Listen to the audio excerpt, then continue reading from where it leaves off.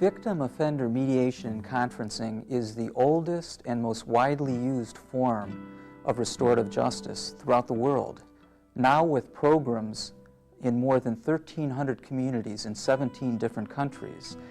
And victim-offender conferencing and mediation is grounded in very core restorative justice values, which emphasize the importance of allowing those who are most directly affected by crime, victims, offenders, family members, community members, to have the opportunity to come together to talk about the impact of the crime, to try to find ways of repairing the harm.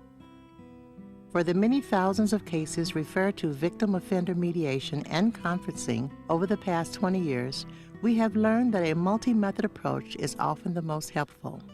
By this, we mean that it is far more victim-sensitive and culturally sensitive to adapt the process to the expressed needs of the person who was victimized, the person who committed the offense, their families, cultures, and even their communities. For example, many individual victims and offenders prefer to meet in a small, private setting involving only the two of them and the mediator. Or, victims and offenders may prefer to have parents or other support people present during the mediation session. While the primary focus is still upon the direct conversation between victim and offender, support people can be given an opportunity to speak as well. The importance of meeting separately with each party prior to the mediation session cannot be emphasized enough. These pre-mediation sessions are central to building trust, providing information, and creating a safe place for the eventual dialogue. The important thing is to remain focused on creating a safe place where parties can engage in direct conversation with one another. Whenever possible, the wishes of both victim and offender should be respected regarding who is present, how many are present, whether to sit round the table or in an open circle, and where and when the mediation session is held. Mediators should always be alert to cultural dynamics and find ways to adapt the process to the diverse needs of participants. So Jim, we'd like to hear what happened that night from your perspective. Well, some friends and I were, cruising around and looking for something to do, and we were kind of short on cash, and somebody brought up the idea of breaking into a home, and they all pointed fingers at me saying I should do it, and I guess the pressure just was too great, and so, so I did it, and I went in and took a TV, took some jewelry and some cash, and then left. As Jim's parent, how do you feel about this?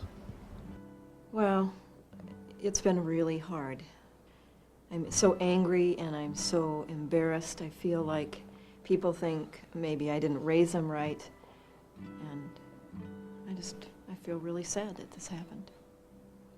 Ms. Mattson, we'll be telling you about how our program works, but maybe we should start with your story. Just what happened the night your home was burgled. It was just awful. I couldn't believe it was happening to me again in my own home. I'd come in and I just knew something wasn't right. It's just awful. As a member of the community and as our next door neighbor, how does this make you feel? It makes you think about whether you want to stay there or not.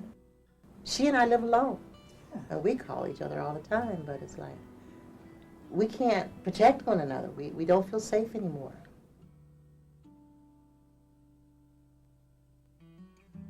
Ms. Mattson and Jim, I want to thank you both for being willing to meet again.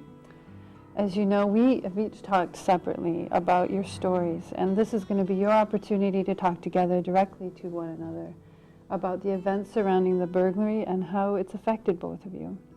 I'm just going to remind you of a few basic ground rules. We're going to ask that you talk respectfully and that you try not to interrupt each other. You'll each have a chance to tell your whole story and then ask any questions that you may have, get answers to them tonight. Is there any questions before we begin? If it's all right with you, Ms. Mattson, I'm going to ask you to start. And if you would, just think about think back to the night of the burglary and how you felt, and go ahead and speak directly to Jim and tell him how this affected you. I walked into my home and it was just destroyed. Just a mess. And I just had this awful feeling the whole time that someone was just going to jump out and hurt me. And it just hasn't gotten any better. It's not my home anymore. It's not a place I feel safe. Why'd you do that? And you just don't know how awful it is. You just couldn't, you know? You just have no idea of what you've left. You know, you walked away with the TV and some money, but the effect is well beyond that. I didn't know it affected you like that. And sorry that, you know, it upset you, that you don't feel safe in your house. So it looks like we can begin to draw up a contract in which you can agree to pay her back by, what would you need, a couple months? Yeah. Okay. I'd be willing to have them do some stuff at my house and would just deduct it. I would do that. Mm-hmm. You know, not all of it, but just a small portion of it. Does that sound agreeable? Shall I leave it to you to work out the amount to deduct as you go along? Yeah. And if he doesn't want to, that's fine too. And you'll expect the balance from his earnings? Yeah. Okay.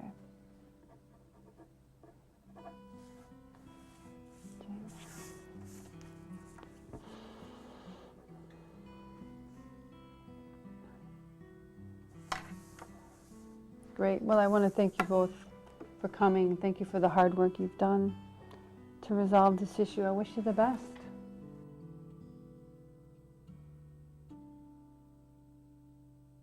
Studies of restorative justice in North America, Europe, and the South Pacific have found that the general public is supportive of many restorative justice interventions, particularly victim offender mediation, family group conferencing, peacemaking circles, restitution, and community service.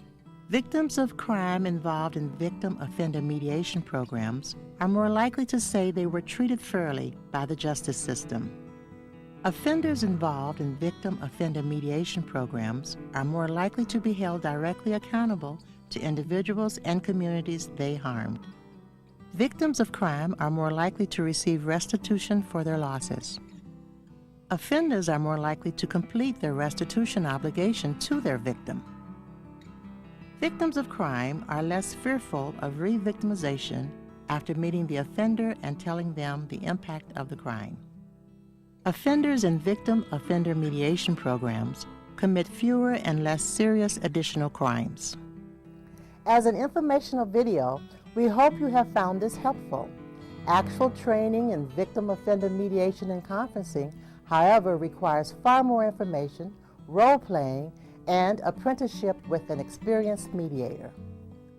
For those interested in receiving more information about restorative justice, victim offender mediation, conferencing, or peacemaking circles, including articles, information packets, research reports, books, videotapes, and training and technical assistance, contact the Center for Restorative Justice and Peacemaking at the University of Minnesota.